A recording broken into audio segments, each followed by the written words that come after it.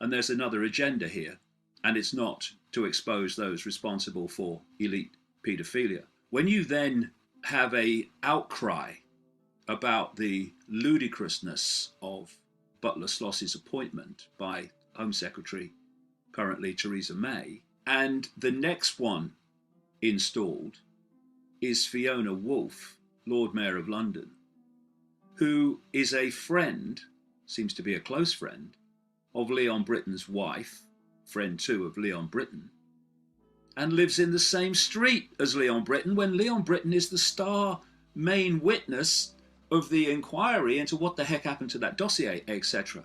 Then you know, like I say, that the agenda is not to reveal the truth, but to keep the lid on it. What they're actually saying is we'll leave no stone unturned unless one of our people is underneath it. And then you have the situation where Leon Britton dies of cancer and what is called, he died after a long battle against cancer. Well, why wasn't that mentioned when this inquiry was set up? Why wasn't it relevant when, because of the ludicrous nature of the appointees to head the inquiry, it was delayed and delayed and delayed, as people said, there's no credibility having this person or this person, so delay, delay, delay. Why was that not brought to the surface? Hey, this man is clearly in a late stage of cancer, as it turned out, if the cancer story is true, and yet there was no urgency to get him before anybody to be questioned, while they still could. Instead, he died, and with him, the ability to question him about what happened. Now, there was another guy who was head of the children's home, manager of the children's home, a guy called Stingemore, who was head of the children's home that was supplying children to be abused at a place called the Elm Guest House in London. And one of the people named on the list of abusers by people who were connected to Elm House was Leon Britton. One of the people exposing this says that he saw pictures of Leon Britton with naked children at Elm House on his knee. So, within a few days of each other, Stingemore dies just before he's supposed to appear in court to face charges, and then Britton dies before he can be questioned by the inquiry. And it turns out, after he died, when it was revealed, before he can be questioned by police about the raping of boys, about a boy being beaten to death in front of him, and other issues. And when you've been on the road of researching this subject for as long as I have now, it's another head shaker, because you're just seeing repeated the same methods and techniques of cover-up so it doesn't come out. And that's what we're seeing now, more and more blatantly. For those around the world who may not have seen as much of that story as we have in Britain, what has happened is this. Countries have been bombed, manipulated into civil war, had their resources stolen, and their societies manipulated by the countries of the West who love freedom. And as a result of that, not surprisingly, who wouldn't, they have tried, with their families often, to make the perilous journey to what they believe is a new land of prosperity. This, for those at Calais, is perceived to be Britain. And so they have taken their lives and their families' lives into great danger, often, by crossing the Mediterranean in terrible situations and great dangers because of the craft they have been traveling on, orchestrated by ruthless, psychopathic people traffickers. They have then made this journey across Europe to Calais, and now they are trying, through whatever means they can, to get across to Britain. This has created fantastic disruption on both sides of the channel.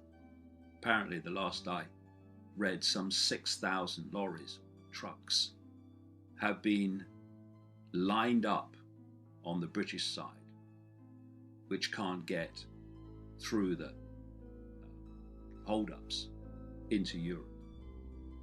Businesses are being disrupted, some no doubt destroyed, by not being able to get supplies and customers to their business because of all the hold-ups. And so what you have, as frickin' usual in the madhouse, is that two groups of victims of the psychopaths are having different consequences of the psychopathic actions. And then the psychopaths try to play the victims off against each other, so we might just ignore the cause of it.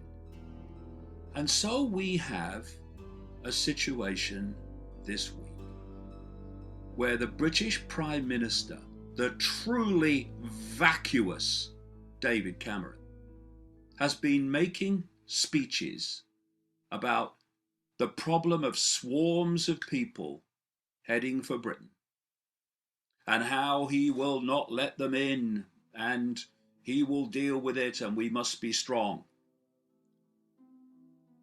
No mention that that fricking arsehole, along with Obama and Hollande and all these other people, the French leaders of the time, have been fundamentally responsible for creating the problem now in need of a solution.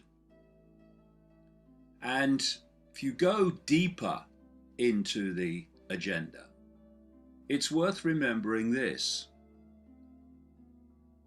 manipulating and redirecting harmony is extremely difficult. What do you mean you want to change this and change that? Everything's fine. Go away. Manipulating chaos, manipulating fear, manipulating mayhem. Piece of cake. And does anyone really think